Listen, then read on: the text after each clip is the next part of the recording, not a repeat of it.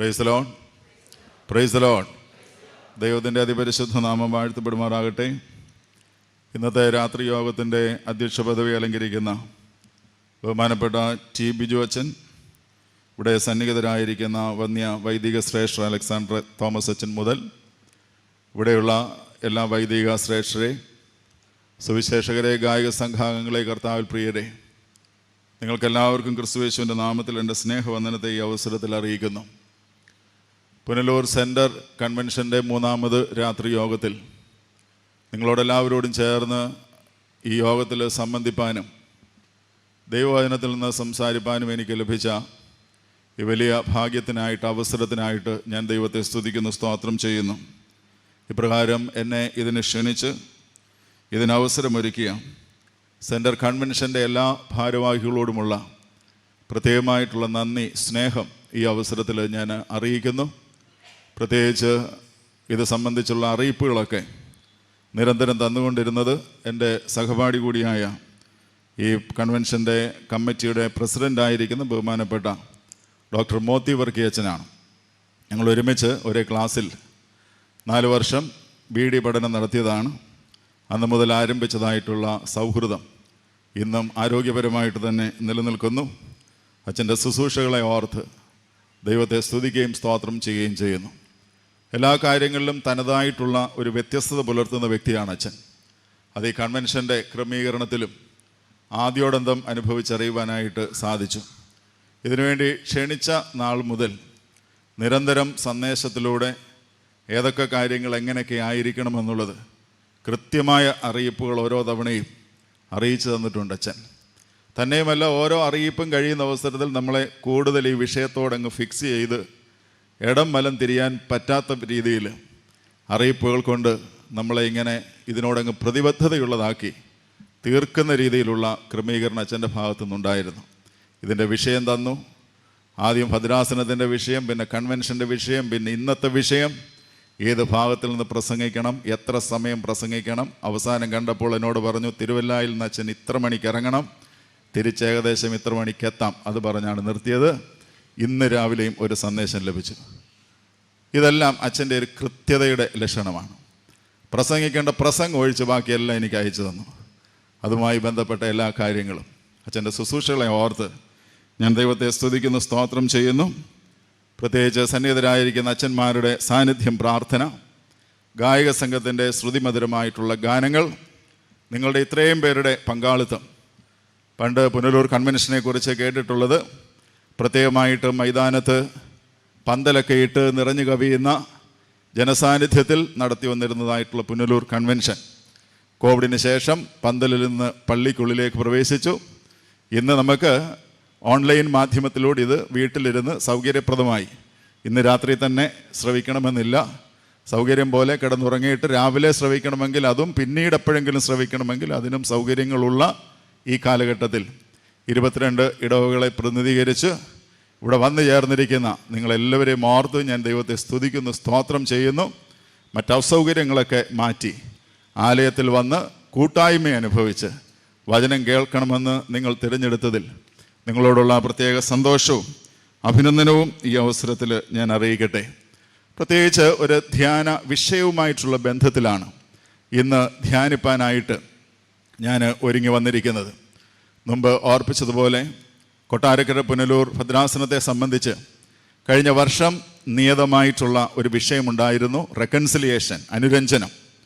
ഈ വർഷം കുർബാന വർഷമായിട്ട്, യൂക്കറിസ്റ്റിക് ഇയറായിട്ട് പ്രത്യേകിച്ച് ആചരിക്കുന്ന ഒരു പ്രത്യേക വർഷമാണ്. അതുകൊണ്ട് തന്നെ പുനലൂർ സെൻറ്റർ കൺവെൻഷന് വേണ്ടി തിരഞ്ഞെടുത്തിരിക്കുന്ന വിഷയം യൂക്കറിസ്റ്റ് സെലിബ്രേഷൻ ഓഫ് റെക്കൺസിലിയേഷൻ, വിശുദ്ധ കുർബാന അനുരഞ്ജനത്തിൻ്റെ ആഘോഷം. ഇതിൻ്റെ മൂന്നാമത് രാത്രി യോഗത്തിൽ പ്രത്യേകമായി ചിട്ടപ്പെടുത്തി തന്നിരിക്കുന്നതായിട്ടുള്ള വിഷയം Eucharist from communion to commission. അച്ഛൻ ഈ വിഷയം ഇംഗ്ലീഷിൽ എന്നെ അറിയിച്ചു. ഞാൻ എനിക്കറിയാവുന്നതുപോലെ ഒരു ഭാഷാന്തരം വരുത്തി ഞാൻ ഇങ്ങനെയാണ് എൻ്റെ നോട്ടിൽ കുറിച്ചിരുന്നത്. അതായത് വിശുദ്ധ കുർബാന കൂട്ടായ്മയിൽ നിന്ന് നിയോഗത്തിലേക്ക് എന്നുള്ള വാക്കുകളാണ് ഞാൻ ഉപയോഗിച്ചത്. ഇന്ന് രാവിലെ അച്ഛൻ എന്നെ അറിയിച്ചതിൽ നിങ്ങൾക്കെല്ലാം ലഭിച്ച പോസ്റ്ററിൽ അവിടെ ഉപയോഗിച്ചിരിക്കുന്നതായിട്ടുള്ള വാക്ക് കൂട്ടായ്മയ്ക്ക് പകരം സംസർഗവും നിയോഗവും എന്നുള്ള വാക്കുകളാണ്.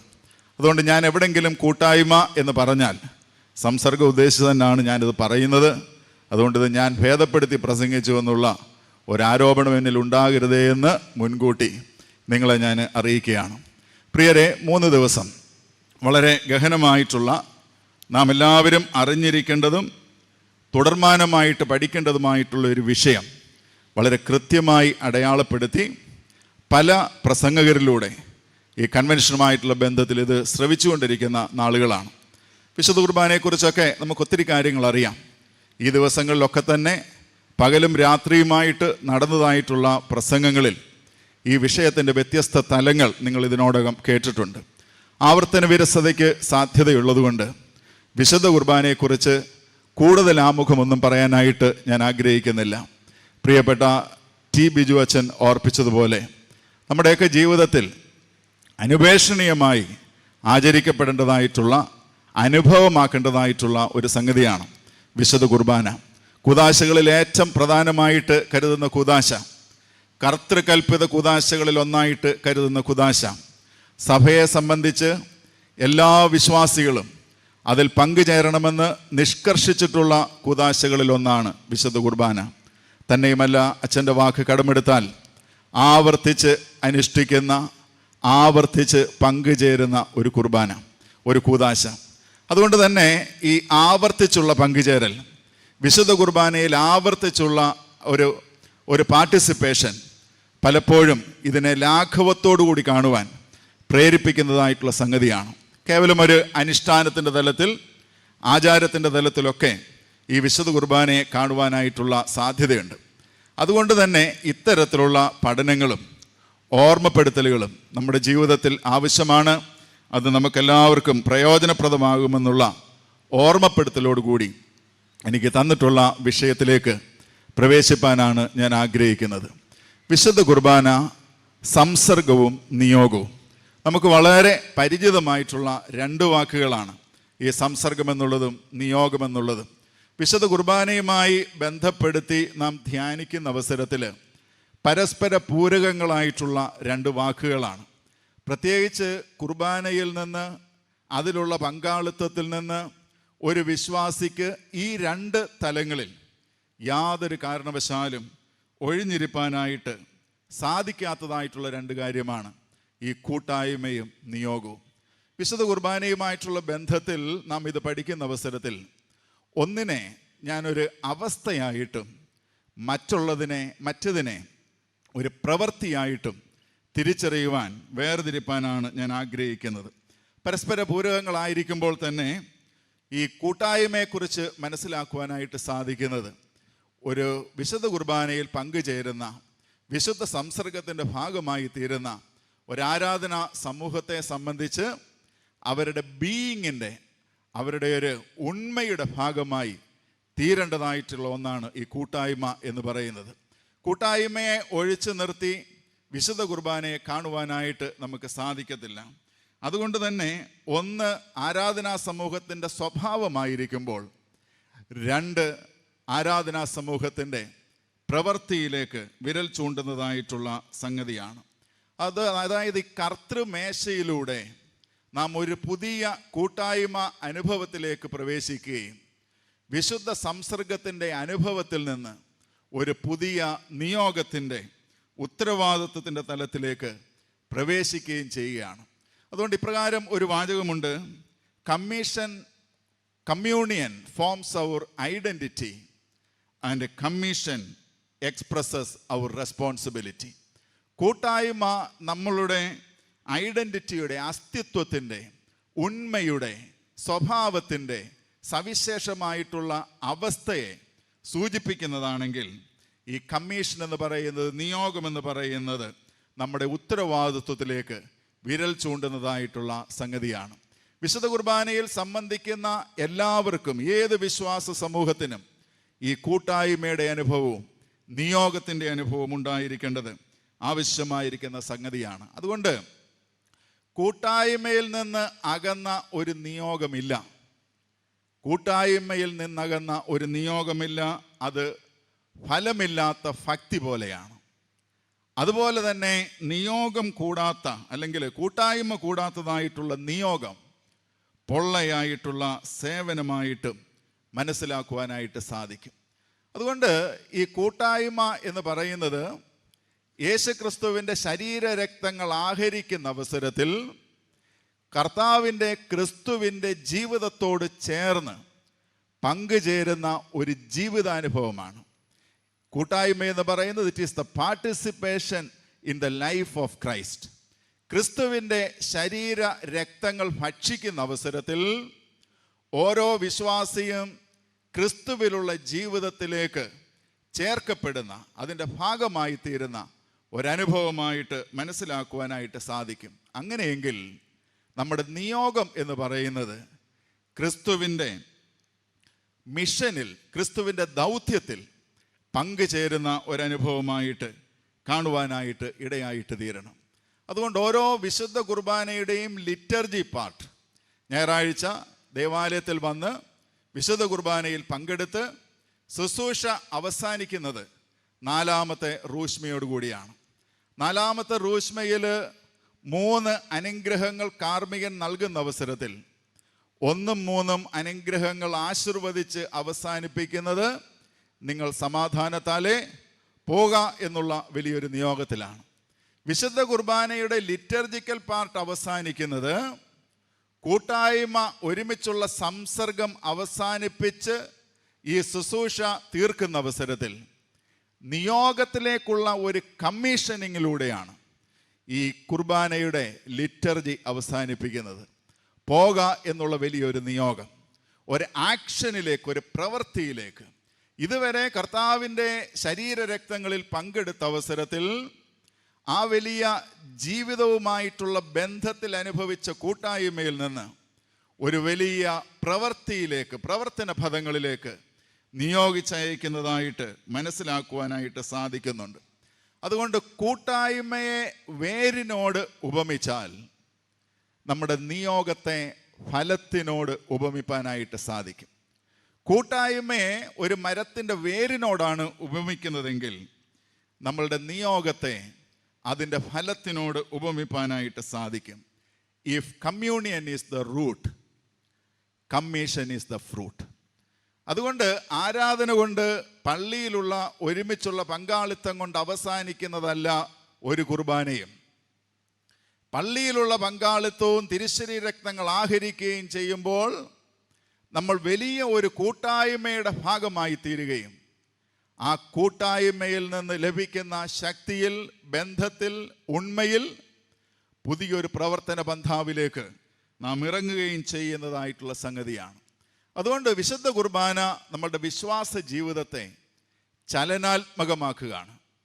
കൂടുതൽ വൈബ്രൻ്റാക്കി, സ്റ്റാറ്റിക് ആയിട്ടുള്ള അവസ്ഥയിൽ നിന്ന് ചലനാത്മകമായിട്ടുള്ള അവസ്ഥയിലേക്ക് നമ്മെ പരിവർത്തിക്കുന്നതായിട്ടുള്ള സംഗതിയാണ്. അതിനെ ഇപ്രകാരം വിശേഷിപ്പിക്കാനായിട്ട് സാധിക്കും: from table to the world. കർത്തൃമേശയിൽ നിന്ന് ലോകത്തിലേക്ക് ഇറങ്ങി പുറപ്പെടുവാനുള്ള വലിയൊരാഹ്വാനമായിട്ട് ഇതിനെ നമുക്ക് മനസ്സിലാക്കുവാനായിട്ട് സാധിക്കുന്നുണ്ട്.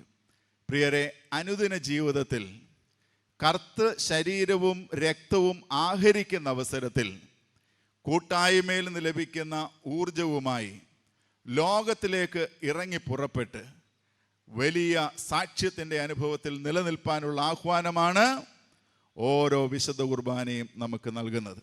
അതുകൊണ്ട് ഈ വിഷയം വളരെ സംഗതമാണ്. From communion to commission. സംസർഗത്തിൽ നിന്ന്, കൂട്ടായ്മയിൽ നിന്ന് നിയോഗത്തിലേക്ക് പ്രവേശിപ്പാൻ, നമ്മളുടെ ഈ ഒരു വലിയ ബന്ധത്തിൻ്റെ അവസ്ഥയിൽ നിന്ന് പ്രവർത്തനത്തിൻ്റെ ഒരു വലിയ അവസ്ഥയിലേക്ക് പരിവർത്തിക്കുവാൻ ഓരോ കുർബാനയും നമ്മെ ആഹ്വാനം ചെയ്യുന്നുണ്ട്.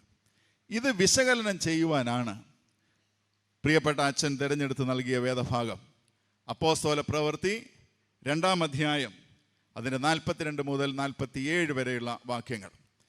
കഴിഞ്ഞ ദിവസങ്ങളിലൊക്കെ പ്രസംഗിക്കാൻ വന്നവർക്ക് ഞാൻ മനസ്സിലാക്കുന്നു 2 വേദഭാഗം അച്ഛൻ കൊടുത്തിരുന്നു.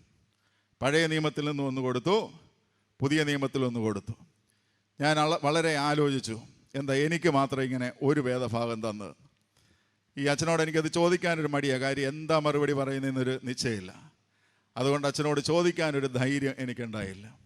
പിന്നെ ഞാൻ വിചാരിച്ചു, കർത്താവ് പോലും കൊടുത്തത് അവനവൻ്റെ പ്രാപ്തി പോലെ. അപ്പം അച്ഛനറിയാം, ഒന്ന് തന്നെ കൈകാര്യം ചെയ്യാൻ പ്രാപ്തി എനിക്കില്ല. അതുകൊണ്ട് 2 തന്ന് എന്നെ ബുദ്ധിമുട്ടിപ്പേണ്ട എന്ന് വിചാരിച്ച് വേദപുസ്തകത്തിൻ്റെ ഒരു പ്രമാണത്തിൽ 1 ലഭിച്ചവൻ വെറുതെ വെക്കുന്നത് ശരിയല്ലല്ലോ. അതുകൊണ്ട് ഞാൻ തന്നെ ഒരു ഭാഗം കൂടെ തിരഞ്ഞെടുത്തിട്ടുണ്ട്. അച്ഛൻ തന്ന അപ്പോസ്തല പ്രവൃത്തി 2:42 മുതൽ 47 വരെയുള്ള വാക്യങ്ങളോട് ചേർന്ന് 3-ാം അധ്യായത്തിൻ്റെ ചില വാക്യങ്ങൾ കൂടി ഞാൻ തിരഞ്ഞെടുത്തിട്ടുണ്ട്. ഈ വിഷയം വിശകലനം ചെയ്യുവാൻ 2-3 അധ്യായങ്ങൾ ചേർന്ന് ചിന്തിക്കുന്നത് നല്ലതാണെന്നുള്ള ഒരു ചിന്ത എനിക്കുണ്ടായതുകൊണ്ടാണ് അതിലെ ചില വേദവാക്യങ്ങൾ കൂടി തിരഞ്ഞെടുത്തിരിക്കുന്നത്. പ്രിയരെ, അപ്പോസ്തലന്മാരുടെ പ്രവൃത്തികളുടെ പുസ്തകം സഭയുടെ ഒരു രൂപീകരണത്തെ സംബന്ധിച്ചും വളർച്ചയെ സംബന്ധിച്ചും കാലാകാലങ്ങളിൽ അതിനുണ്ടായ പുരോഗതിയെ സംബന്ധിച്ചും സഭ നേരിട്ടതായിട്ടുള്ള പ്രതിസന്ധിയെ സംബന്ധിച്ചും അതിൻ്റെ മധ്യത്തിൽ സഭ രൂപപ്പെടുത്തിയതായിട്ടുള്ള ചില ബദൽ ദർശനങ്ങളെ സംബന്ധിച്ചുമാണ് രേഖപ്പെടുത്തിയിരിക്കുന്നത്. 2-ാം അധ്യായം നാം പഠിക്കുന്ന അവസരത്തിൽ പരിശുദ്ധാത്മാവിൻ്റെ ആവാസം സഭയ്ക്ക് ലഭിക്കുന്നു. പെന്തിക്കോസ്ത് അനുഭവത്തിൻ്റെ കൂട്ടായ്മ അതെപ്രകാരമാണെന്ന് വളരെ ഭംഗിയായിട്ട് വിശദീകരിച്ചിരിക്കുന്ന വേദഭാഗമാണ് പ്രൈമറി ആയിട്ട് ധ്യാനത്തിന് തന്ന 2-ാം അധ്യായത്തിൻ്റെ അവസാന ഭാഗമായിട്ട് രേഖപ്പെടുത്തിയിരിക്കുന്നത്.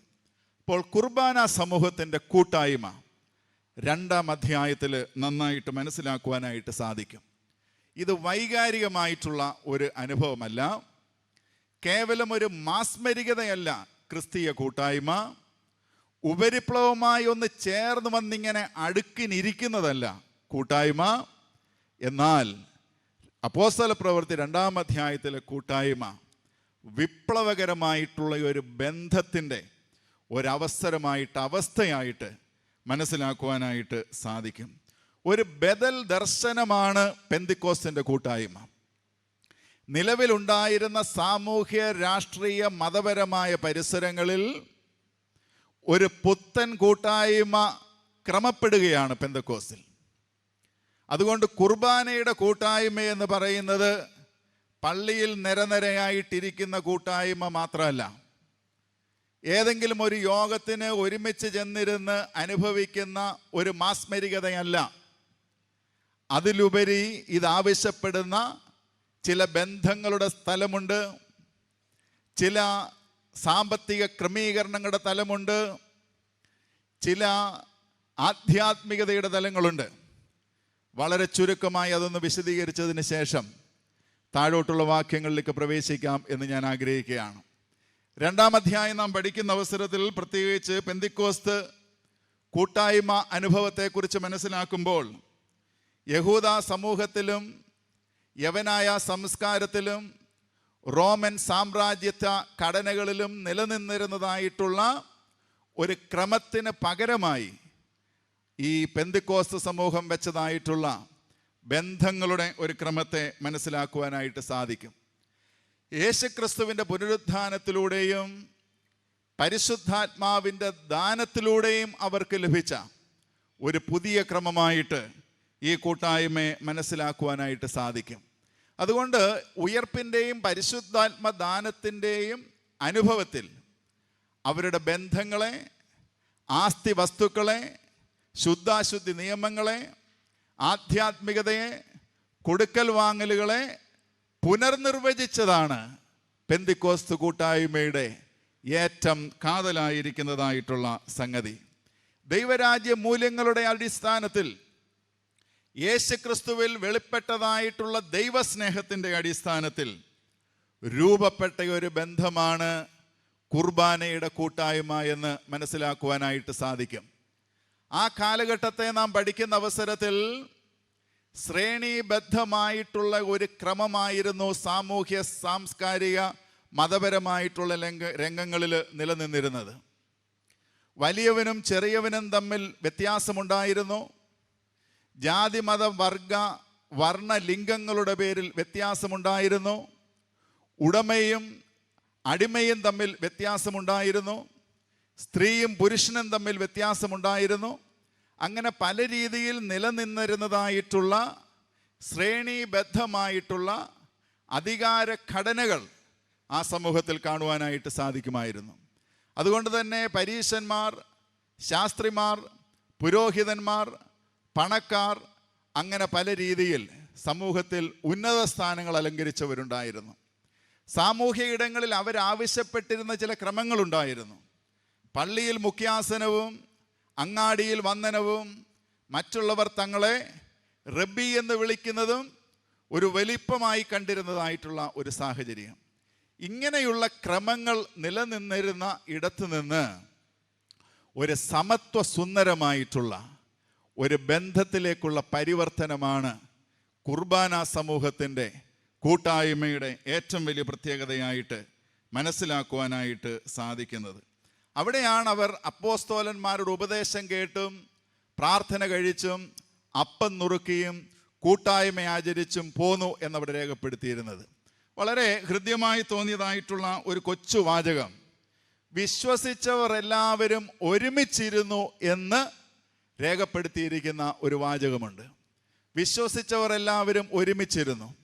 ഇന്ന് ആ ഒരു വാചകത്തിൻ്റെ ആവശ്യമില്ല. കാര്യം ഒരുമിച്ചിരിക്കുന്ന അനുഭവങ്ങൾ ഒത്തിരിയുണ്ട്.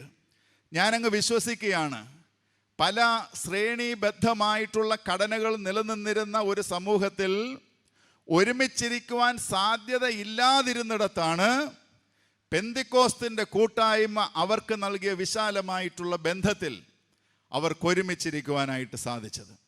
പ്രിയരെ, നിലവിലുള്ള ഘടനകളുടെ ദുഷിപ്പുകളെ തിരിച്ചറിഞ്ഞ് ക്രിസ്തുവിൽ വെളിപ്പെട്ട സ്നേഹത്തിൽ പുത്തൻ ബന്ധങ്ങളെ നിർവഹിച്ചതിൻ്റെ പേരാണ് കൂട്ടായ്മ എന്ന് പറയുന്നത്.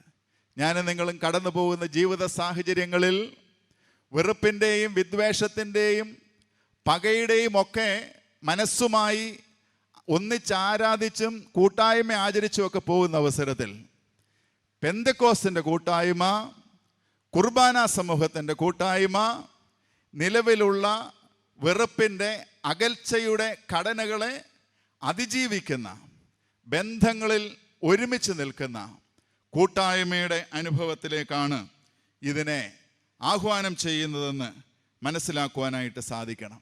അതുകൊണ്ടാണ് ഗലാത്യർക്ക് ലേഖനം എഴുതുമ്പോൾ പൗലോസ് അപ്പോസ്തലൻ 3-ാം അധ്യായത്തിൻ്റെ 28-ാം വാക്യത്തിൽ പറയുന്നു, നിങ്ങൾ ക്രിസ്തുവിൽ ഇങ്ങനെയാണല്ലോ ഞാൻ കാണിക്കുന്നത്. എങ്ങനാ?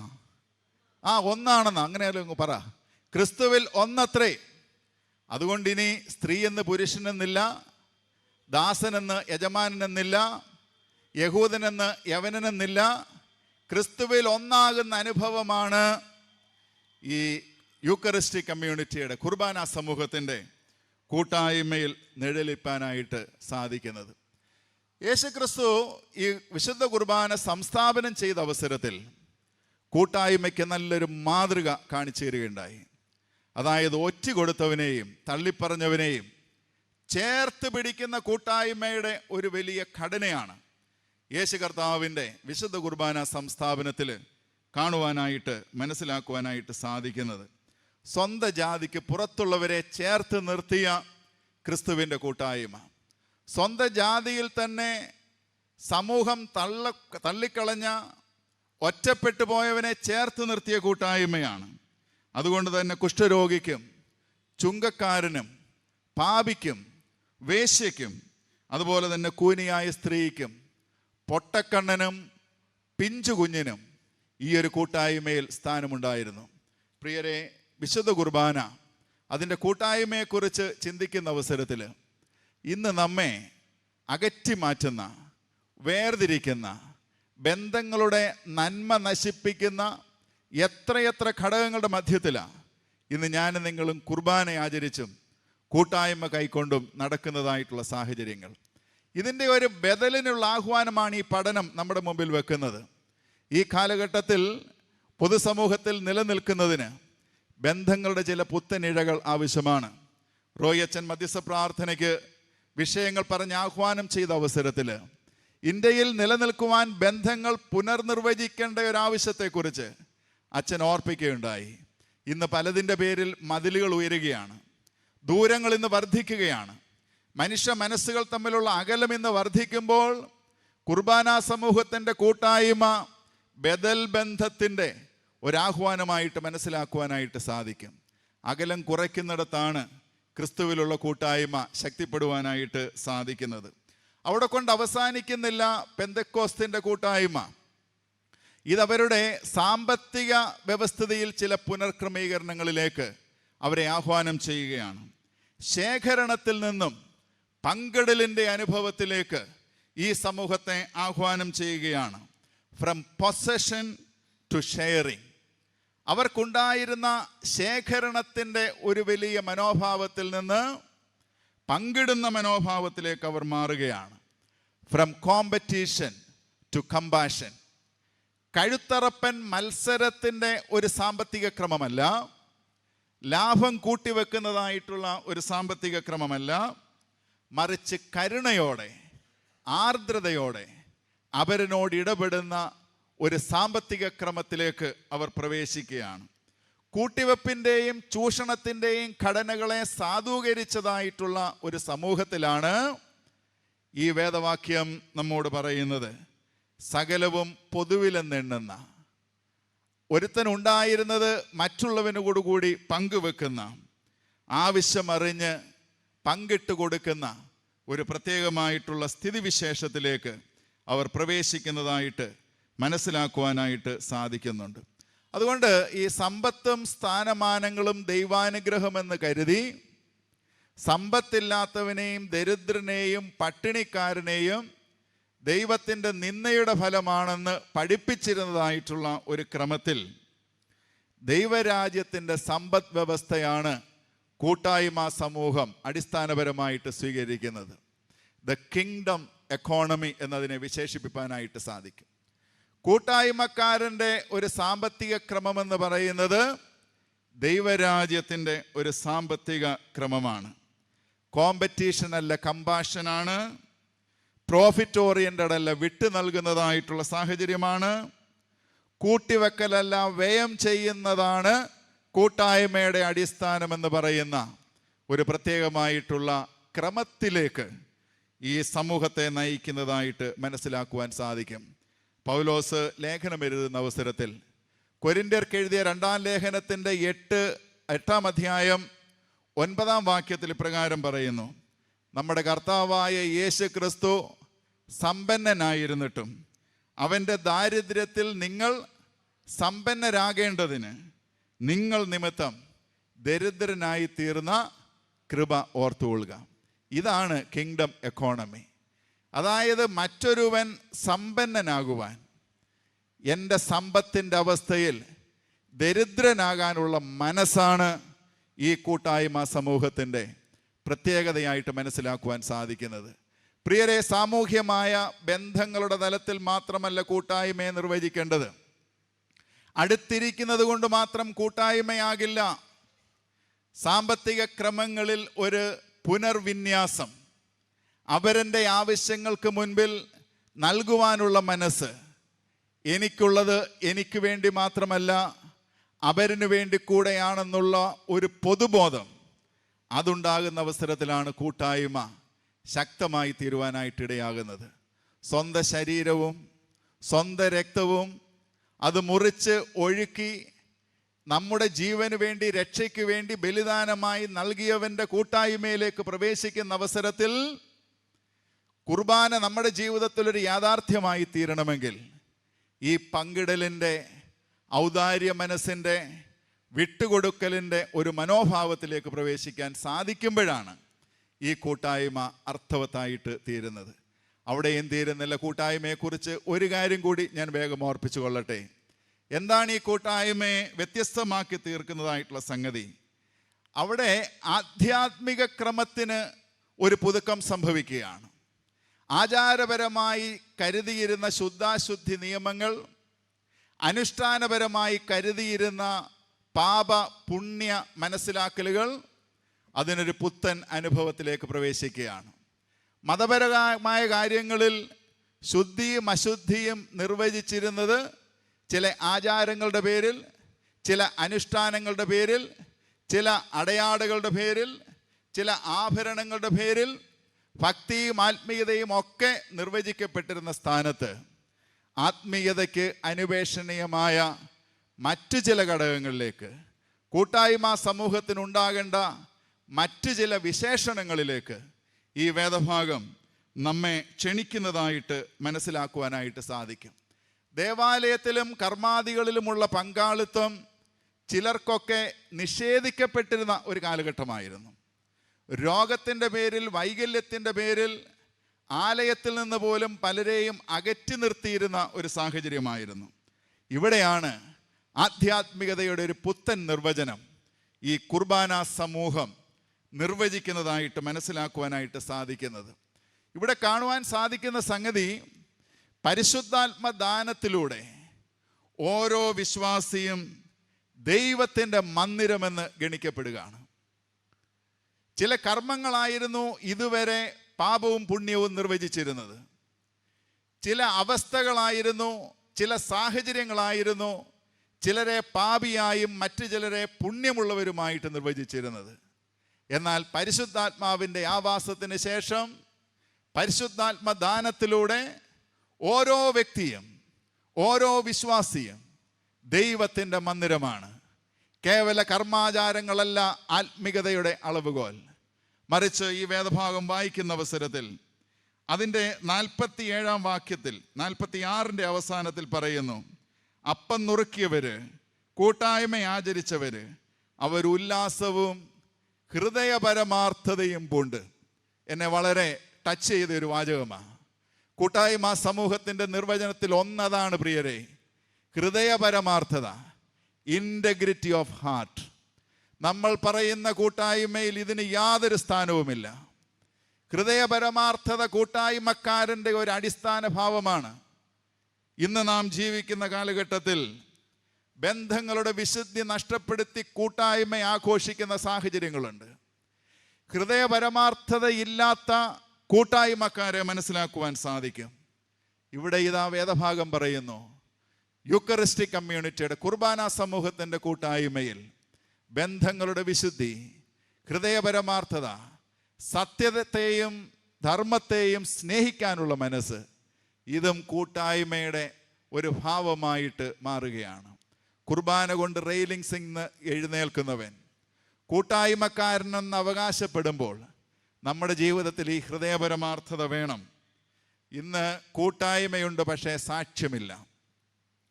ഇന്ന് കൂട്ടായ്മയുടെ പ്രകടനങ്ങളൊക്കെ നമുക്കുണ്ട്, പല കാരണങ്ങളാൽ ഇന്ന് സാക്ഷ്യം നഷ്ടപ്പെട്ടിരിക്കുകയാണ്. പ്രിയരെ, പൊരുത്തക്കേടാണ് ഈ കാലഘട്ടത്തിൻ്റെ പാപ്പരത്വം.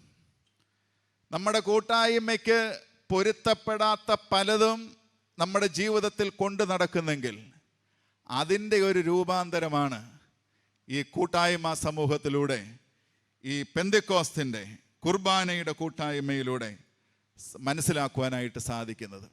അതുകൊണ്ട് എന്താ ഈ കൂട്ടായ്മയുടെ പ്രത്യേകത? 3 കാര്യങ്ങൾ വേഗം ഞാൻ ഓർപ്പിപ്പാനായിട്ട് ശ്രമിച്ചു. ഒന്ന്, ഈ ക്രമങ്ങളിൽ, ബന്ധങ്ങളിൽ ഉണ്ടാകേണ്ട ഒരു പുതുക്കം. എവിടെയൊക്കെയാണിന്ന് അകൽച്ച? കുർബാന കൊള്ളുന്നവരിൽ തന്നെ, കൂട്ടായ്മക്കാരിൽ തന്നെ, അടുത്തിരിക്കുന്നവരിൽ തന്നെ, സുഹൃത്തുക്കളെന്ന് അവകാശപ്പെടുന്നവരിൽ തന്നെ വല്ലാതെ അകലം വർദ്ധിക്കുമ്പോൾ വിശുദ്ധ കുർബാന പുതിയൊരു ബന്ധത്തിന് വേണ്ടി നമ്മെ ക്ഷണിക്കുകയാണ്. ഞാൻ ഓർപ്പിച്ചു, കൂട്ടായ്മയിൽ ഒരു ദൈവരാജ്യത്തിൻ്റെ സമ്പദ് വ്യവസ്ഥയുണ്ടാകണം. എൻ്റെ സമ്പന്നത, എനിക്കുണ്ടായിരിക്കുന്ന പരശതം അനുഗ്രഹങ്ങൾ, അത് എൻ്റെ മാത്രം അനുഭവത്തിനായിട്ടുള്ളതല്ല, മറ്റുള്ളവന് കൂടി പങ്കിടേണ്ടതാണെന്നുള്ള ഒരു ബോധ്യത്തിലാണ് കൂട്ടായ്മയെ ശക്തിപ്പെടുത്തുവാൻ സാധിക്കുന്നത്. 3, ഹൃദയപരമാർത്ഥത. ഞാൻ ഓർപ്പിച്ചു, ബന്ധങ്ങളുടെ നൈർമല്യം, പാപവും പുണ്യവും ഇനി കണക്കിടുന്നത് ആചാരങ്ങളിലെ പങ്കാളിത്തം മാത്രമല്ല, ആകാര സവിശേഷതകളല്ല, അടയാഭരണങ്ങളല്ല ഭക്തിക്കാധാരം, ജീവിതത്തിൻ്റെ വിശുദ്ധിയാണ്. വിശുദ്ധന്മാരുടെ സംഘമാകണം കൂട്ടായ്മക്കാർ. കുർബാന കൊണ്ടിട്ട് എഴുന്നേൽക്കുന്നവർ ആ ഒരു വിശുദ്ധിയുടെ അനുഭവത്തിൽ ജീവിപ്പാൻ, നിലനിൽപ്പാൻ സാധിക്കുന്നിടത്താണ് കൂട്ടായ്മ ഒരു അനുഗ്രഹമായി കാണുവാനായിട്ട് സാധിക്കുന്നത്. പ്രിയരെ, കൂട്ടായ്മ സമൂഹം കുർബാന സമൂഹത്തിൻ്റെ അനുരൂപമായി തീരേണ്ടതായിട്ടുള്ള സംഗതിയാണ്. അങ്ങനെയെങ്കിൽ ഈ കൂട്ടായ്മ നമ്മെ നയിക്കേണ്ടത് ഒരു വലിയ നിയോഗത്തിലേക്കാണ്. 2-ാം അധ്യായത്തിൻ്റെ അവസാന ഭാഗത്ത് ഈ കൂട്ടായ്മ സമൂഹത്തിൻ്റെ പ്രത്യേകതകൾ പറഞ്ഞ് അവസാനിപ്പിക്കുന്ന അവസരത്തിൽ 3-ാം അധ്യായം അവരുടെ നിയോഗത്തെ വ്യക്തമാക്കുന്നതായിട്ടുള്ള സംഗതിയാണ്. എനിക്ക് നൽകിയിട്ടുള്ള സമയത്തിനുള്ളിൽ നിന്ന് ഈ നിയോഗ സമൂഹത്തിൻ്റെ ചില അടയാളങ്ങൾ കൂടി പറഞ്ഞ് എൻ്റെ ധ്യാനം മുന്നോട്ട് നയിപ്പാനാണ് ഞാൻ ആഗ്രഹിക്കുന്നത്. കൂട്ടായ്മക്കാരാണ് നമ്മളെല്ലാവരും. വേദപുസ്തകം ആഗ്രഹിക്കുന്ന നിലവാരത്തിൽ എത്തിയില്ലെങ്കിലും ഞാൻ നിങ്ങളൊക്കെ അവകാശപ്പെടുന്നത് നമ്മൾ കൂട്ടായ്മക്കാരാണ്.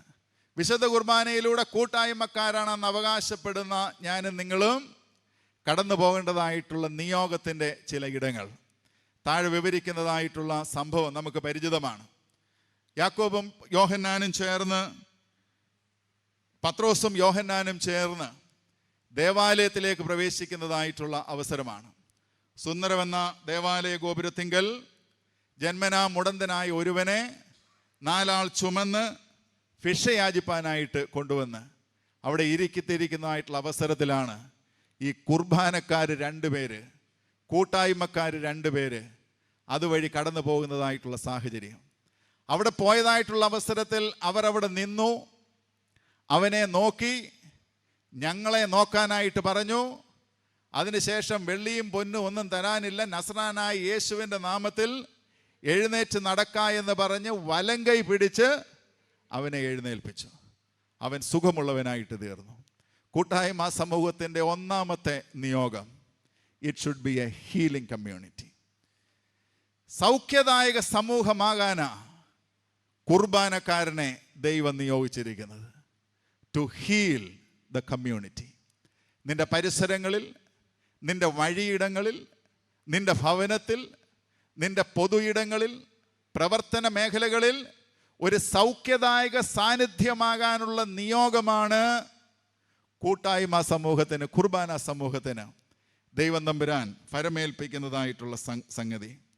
അപ്പവീഞ്ഞുകൾ സ്വീകരിച്ചവർ, വിശുദ്ധ കുർബാന കൈക്കൊണ്ടവർ അപരനിലേക്ക് കരങ്ങൾ നീട്ടി സുഖമാകുന്ന പറയാനുള്ള ഒരു വലിയ ഉത്തരവാദിത്വം, അതിനെ സ്വീകരിപ്പാനായിട്ട് നമുക്കിടയായിട്ട് തീരണം. അവിടെ എഴുന്നേക്കുന്നതായിട്ടുള്ള 2-3 വാക്കുകൾ കുഞ്ഞു വാക്കുകളാണ്. അവരവിടെ നിന്നു. ഇന്ന് തിരക്കിൻ്റെ ലോകത്ത് നിൽപ്പാൻ നമുക്ക് സാധിക്കുന്നില്ല. അവനെ കണ്ടു, അവനെ നോക്കി കണ്ടു. ഇന്ന് വല്ലാതെ കാഴ്ചമങ്ങുന്ന കൂട്ടായ്മക്കാരാണ്. നമുക്കിന്ന് ഇഷ്ടമുള്ളത് മാത്രം കാണുന്ന കൂട്ടായ്മക്കാരാണ്. ഇതാ പരസഹായം തേടി കിടക്കുന്ന ഒരുവനെ കണ്ടു, അറിഞ്ഞു, അവന് ബലം കൊടുത്ത് പിടിച്ചെഴുന്നേൽപ്പിക്കുന്നതായിട്ടുള്ള സംഗതി. കരുണയുടെ കരം അപരനിലേക്ക് നീട്ടണം. നമ്മുടെ കൂട്ടായ്മയും കൂട്ടായ്മയുടെ ബന്ധങ്ങളും പുറത്തേക്ക് സന്നിവേശിക്കുന്ന അവസരത്തിൽ നമ്മെ നിയോഗിച്ചിരിക്കുന്നത് to touch, to heal and to transform. അപരനെ സ്പർശിക്കുവാൻ, അപരനെ സുഖപ്പെടുത്തുവാൻ, അപരനിൽ പരിവർത്തനം സൃഷ്ടിക്കുവാൻ സാധിക്കുന്ന അവസരത്തിലാണ് കുർബാനയും കുർബാനയിൽ നിന്ന് അനുഭവിക്കുന്ന കൂട്ടായ്മയും അർത്ഥവത്തായി തീരുന്നത് എന്നുള്ളതിന് യാതൊരു സംശയവുമില്ലാത്തതായിട്ടുള്ള സംഗതിയാണ്. ഇന്ന് ഭിക്ഷ കൊടുക്കുന്നവരൊക്കെ ധാരാളം കാണുമെന്നാൽ മനുഷ്യത്വത്തോടെ കൊടുക്കുന്നവർ ഇന്ന് കുറഞ്ഞു വരികയാണ്. പ്രിയ ASൻ്റെ കഥകൾ എന്ന് പറയുന്ന ഒരു ചെറിയ പുസ്തകം, എഴുത്തുകാരി പ്രിയ AS ഒരു ഭിക്ഷക്കാരൻ്റെ ജീവിതാനുഭവത്തിൻ്റെ വിശകലനം അവിടെ നൽകുന്നുണ്ട്. അദ്ദേഹത്തിൻ്റെ വാക്കുകളിൽ പറയുകയാണ്, പണ്ടൊക്കെ ഭിക്ഷ കൊടുക്കുന്നത് കുറച്ചുകൂടെ മനുഷ്യത്വത്തോടാണ് ഭിക്ഷ കൊടുത്തിരുന്നത്. അന്ന് പകലന്ത്യോളം ഇരുന്നാൽ ചിലപ്പം 2-3 രൂപയൊക്കെയാണ് 5-ൻ്റെയും 10-ൻ്റെയും പൈസയായിട്ടൊക്കെ ഈ നാണയത്തിൽ വീഴുന്നത്. അദ്ദേഹത്തിൻ്റെ വാക്കുകൾ പറയുകയാണ്, 20 പൈസയിൽ കൂടിയ ഒരു നാണയം കിട്ടിയാൽ വലിയ ലോട്ടറി അടിച്ചോണക്കുള്ള ഒരു അനുഭവമായിരുന്നു അന്നൊക്കെ. എന്നാൽ കുറച്ചുകൂടെ ഒരു മനുഷ്യത്വം ഈ എറിഞ്ഞു കൊടുക്കുന്ന ഈ കൊയിൻ്റെ പിന്നിൽ കാണാനായിട്ട് സാധിക്കുന്നു. എന്നാൽ ഇന്ന് അദ്ദേഹത്തിൻ്റെ വാക്കുകളിൽ പറയുകയാണ്, ഇന്ന് കിട്ടുന്ന തുകകളൊക്കെ കൂടുതലാണ്, നോട്ടുകളൊക്കെ ഈസി ആയിട്ട് വരും. കാണുന്ന അവസരത്തിൽ തന്നെ യാചിച്ചിരിക്കുന്ന യാചകനെ കാണുന്ന അവസരത്തിൽ തന്നെ അറിയാതെ പോക്കറ്റിലേക്ക് കൈ പോകും. കയ്യിൽ തടയുന്ന ഒരു തുട്ടോ രൂപയോ എടുത്ത് അതിലിടും. അദ്ദേഹം പറയുന്നു, ഞങ്ങളുടെ മുഖത്ത് പോലും നോക്കത്തില്ല, രാവിലെ ഇരിക്കുന്നവൻ തന്നെ ഉച്ചയ്ക്ക് ചോദിച്ചാലും കൊടുക്കും. കാര്യം ഈ മുഖം നോക്കുന്നില്ല, മുഖം അറിയുന്നില്ല. എന്നിട്ട് അദ്ദേഹം പറയുകയാണ്, നാളെ ഞാൻ ചത്തവിടെ ഇരുന്നാലും ആ ഇരിക്കുന്നത് എന്തോ കണ്ടിട്ട് പോക്കറ്റിൽ നിന്ന് എടുത്ത് ഇട്ടിട്ട് പോകും. നമ്മളൊക്കെ ഇന്ന് ദാനം കൊടുക്കുന്നുണ്ട്. ഇവിടെ പറയുന്നു, അവർ നിന്നു, അവർ കണ്ടു, അവനെ അറിഞ്ഞു, അവൻ്റെ ആവശ്യങ്ങളിൽ പ്രവർത്തിച്ചു.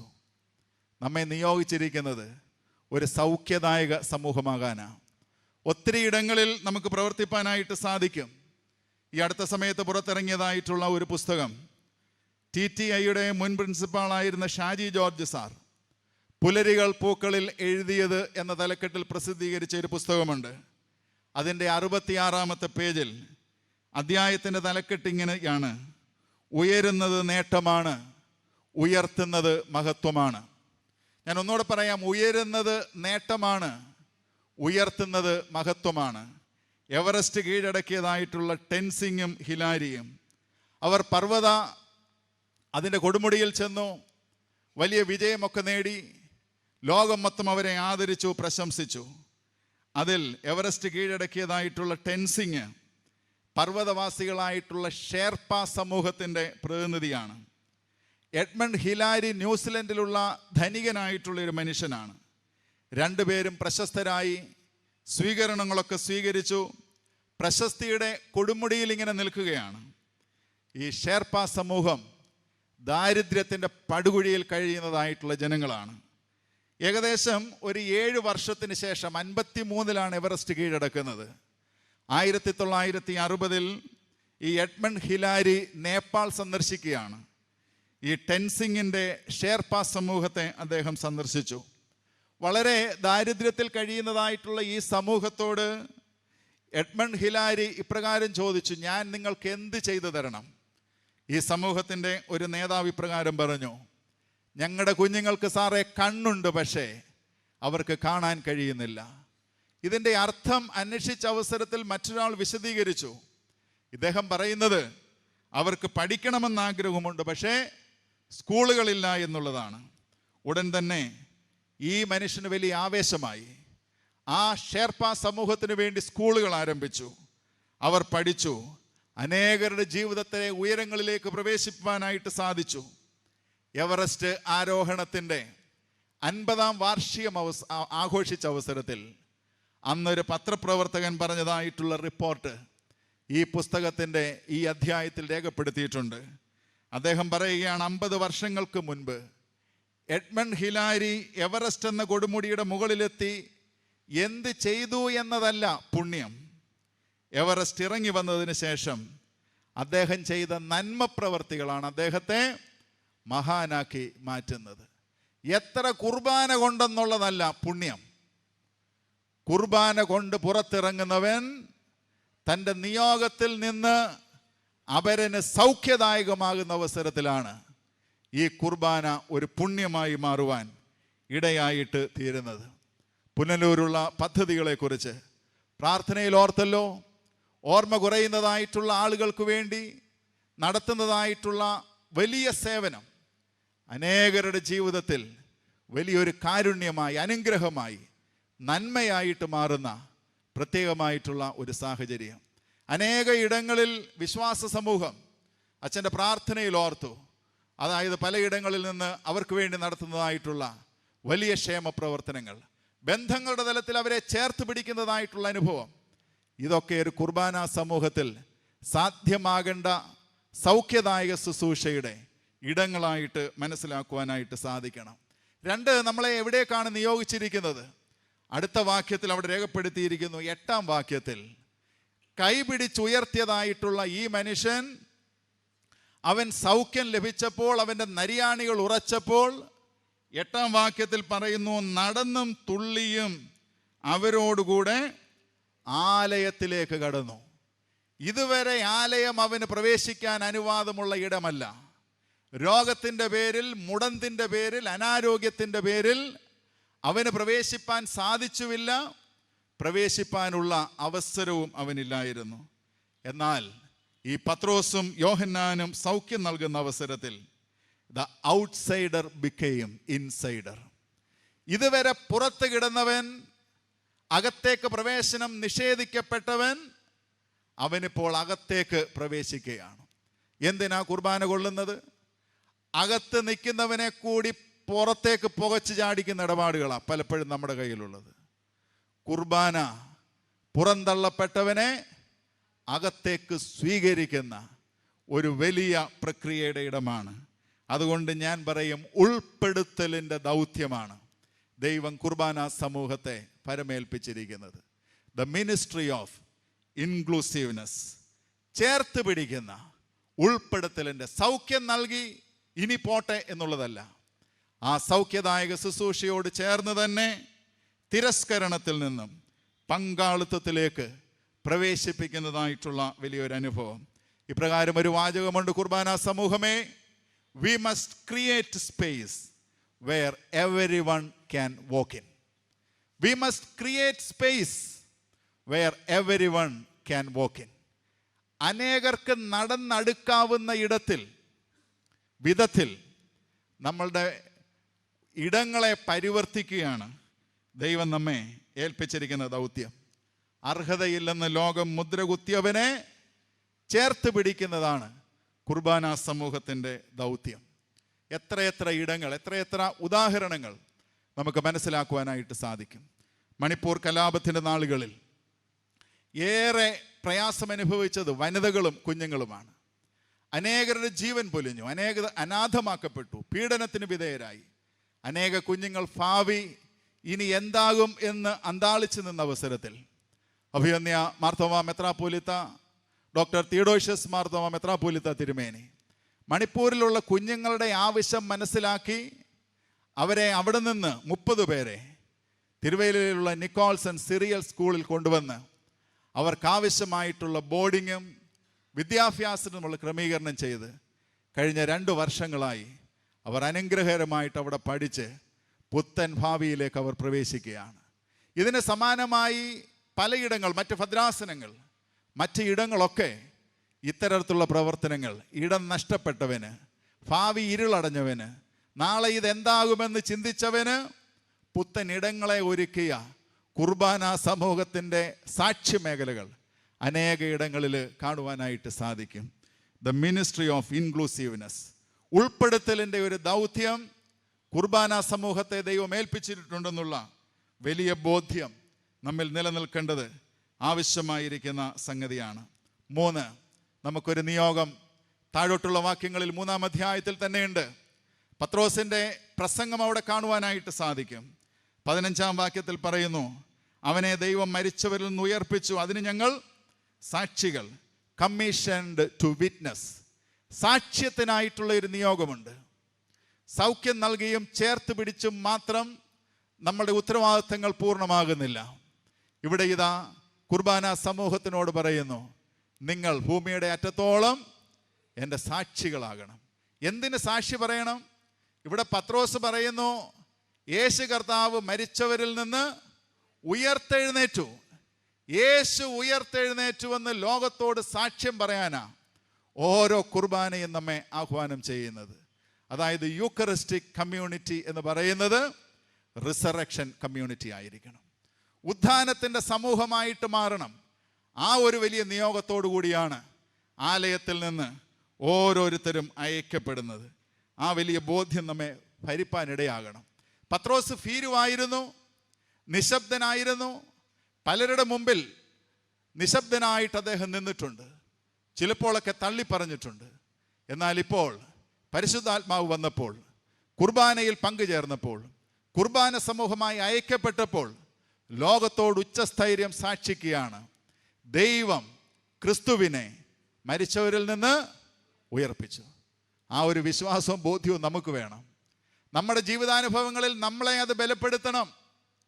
ഉയർപ്പിൻ്റെ ശക്തി അനുഭവിക്കുന്നവനായിരിക്കണം കുർബാനക്കാരനും കൂട്ടായ്മക്കാരനും. കർത്താവിൻ്റെ ശരീരരക്തങ്ങൾ ഭക്ഷിക്കുന്ന അവസരത്തിൽ ഉയർത്തെഴുന്നേറ്റ കർത്താവിൻ്റെ സാന്നിധ്യം ഉള്ളിൽ അനുഭവിക്കുന്നവനായിരിക്കണം. പൊതുസമൂഹത്തോട് സാക്ഷിക്കാൻ ഇടയായിത്തീരണം. ജീവിതം കൊണ്ട് സാക്ഷിക്കണം. Jesus is risen. ഞാനും നിങ്ങളും കടന്നു പോകുന്ന ജീവിത സാഹചര്യങ്ങളിൽ പരാജയങ്ങളും പ്രതിസന്ധികളും വരുമ്പോൾ നമ്മൾ പാടാറുണ്ടല്ലോ, യേശു ക്രിസ്തു ഉയർത്ത് ജീവിക്കുന്നു എന്ന് ആരംഭിക്കുന്ന പാട്ടിൽ ഇപ്രകാരം ഒരു വരിയുണ്ട്: എന്നേശു ജീവിക്കുന്നതിനാൽ ഞാനും എന്നേക്കും ജീവിക്കുന്നതാൽ. എന്താണ് ഉയർപ്പിൻ്റെ പ്രത്യാശ നമുക്ക് നൽകുന്നത്? എൻ്റെ ജീവിതത്തിൽ എന്നും ഞാൻ ഓർപ്പിക്കുന്ന, ഉയർപ്പിനെ കുറിച്ച് ഓർക്കുമ്പോൾ എന്നും എൻ്റെ മനസ്സിൽ വരുന്ന ഒരു സംഭവമുണ്ട്. ഞാനും മോത്തിയച്ഛനും 1999 സെമിനാരി ഫൈനൽ ഇയർ വിദ്യാഭ്യാസം പൂർത്തിയാക്കുന്നത്. ഏപ്രിൽ മാസത്തിൽ ഞങ്ങളുടെ ഫൈനൽ ഇൻ്റർവ്യൂ ആണ്. അന്ന് ഇൻ്റർവ്യൂ ബോർഡിൻ്റെ ചെയർമാനായിട്ട് അത്താനാസിയോസ് തിരുമേനിയാണ്. ഓരോരുത്തരെ ഇൻ്റർവ്യൂവിന് വിളിച്ചു. എൻ്റെ നമ്പർ 6ാമത്തെ നമ്പരാണ്. എന്നെയും ഇൻ്റർവ്യൂവിന് വിളിച്ചു. തിരുമേനിയുണ്ട്, പ്രഗത്ഭരായ ഒരു വലിയ സെലക്ഷൻ ബോർഡ്, വൈദിക സെലക്ഷൻ കമ്മിറ്റി. അന്ന് അതിലുണ്ടായിരുന്ന PP എബ്രഹാം അച്ഛൻ, വികാരി ജനറൽ, ഉന്നതമായിട്ടുള്ള ശുശ്രൂഷ നിർവഹിച്ച വന്യ വൈദികൻ.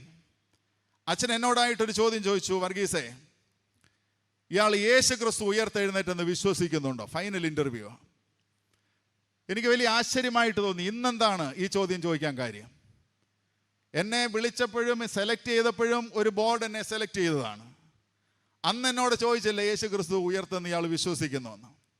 4 വർഷം പഠനം കഴിഞ്ഞു, പരീക്ഷ കഴിഞ്ഞു, വളരെ പ്രതീക്ഷയോടെ അവസാനത്തെ ഇൻ്റർവ്യൂവിന് ചെന്നിരിക്കുന്ന അവസരത്തിൽ അച്ഛൻ ചോദിച്ചു. എനിക്ക് ഒട്ടും സംശയിക്കേണ്ടി വന്നില്ല. ഞാൻ പറഞ്ഞു, അച്ചോ ഞാൻ വിശ്വസിക്കുന്നു, അച്ചോ ഞാൻ വിശ്വസിക്കുന്നു. മറ്റൊരു ചോദ്യം ചോദിക്കാനാ PP എബ്രഹാം അച്ഛൻ ഈ ചോദ്യം ചോദിച്ചത്. രണ്ടാമത് ആ ചോദ്യം അച്ഛൻ ഉയർത്തി. അച്ഛൻ ചോദിച്ചു: വർഗീസേ, 1999 ഏകദേശം 2000 വർഷങ്ങൾക്ക് മുമ്പ് കർത്താവ് ഉയർത്തെന്ന് ഇന്ന് ഇദ്ദേഹം വിശ്വസിക്കുന്നത് കൊണ്ട് എന്താണ് ഒരു മെറിറ്റ്? എന്താ ഇദ്ദേഹത്തിൻ്റെ ആദായം? 2000 വർഷങ്ങൾക്ക് മുമ്പ് കർത്താവ് ഉയർത്തുവെന്ന് ഇന്ന് ഇയാൾ വിശ്വസിക്കുമ്പം വർഗീസ എന്താ മെറിറ്റ്? ആദ്യം പറഞ്ഞത്ര ആവേശത്തിൽ ഉത്തരം വന്നില്ല. ആലോചിച്ചു. പ്രിയരെ, അന്ന് പറഞ്ഞ ഉത്തരം തന്നെ ഇന്ന് പുനലൂർ കൺവെൻഷനിലും പറയാനുള്ളത്. അന്ന് ഞാൻ ഇപ്രകാരം എൻ്റെ മനസ്സിൽ തോന്നി. ഞാൻ പറഞ്ഞു, അച്ചോ, എൻ്റെ ജീവിതത്തിൻ്റെ പരാജയങ്ങളിൽ, മരണകരമായ സാഹചര്യങ്ങളിൽ എന്നെ ബലപ്പെടുത്തുന്നത് 2000 വർഷങ്ങൾക്ക് മുമ്പ് ക്രൂശിൽ മരിച്ച് ലോകത്തിന് വേണ്ടി, രക്ഷയ്ക്ക് വേണ്ടി ഉയർത്തെഴുന്നേറ്റ ക്രിസ്തുവിലുള്ള വിശ്വാസം. അതാണ് എൻ്റെ മെറിറ്റ്, അതാണ് എൻ്റെ മെറിറ്റ്. പ്രിയരെ, 26 വർഷങ്ങൾ പട്ടത്ത ശുശ്രൂഷയുടെ വിവിധങ്ങളായിട്ടുള്ള മുഖങ്ങളിൽ ഇതിനേക്കാൾ മെച്ചമായൊരു ഉത്തരം എനിക്ക് കണ്ടെത്താനായിട്ട് സാധിച്ചില്ല. Witness the resurrection. ഉത്ഥാനത്തിന് സാക്ഷി പറയാനാ കുർബാന കൊണ്ട് ഇറങ്ങേണ്ടത്.